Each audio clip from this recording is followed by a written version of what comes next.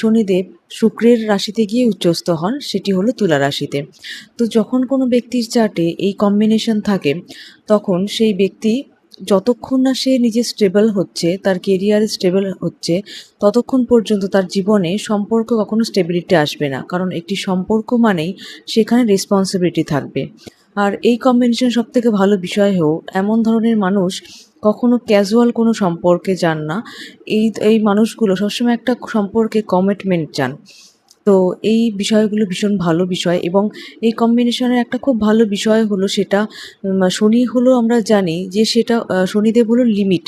তো এই কম্বিনেশন যে ব্যক্তির চার্টে থাকবে, এই শুক্র শনি কম্বিনেশন, সেই সব ব্যক্তি কখনো কোনো বাজে সঙ্গে জড়াবেন না, বা বাজে কোনো মানুষের সাথে সম্পর্কে জড়াবেন না। কারণ শনিদেব সেই সব মানুষকেই আপনার জীবনে রাখবেন যেই সব মানুষের আপনার জীবনে থাকা উচিত।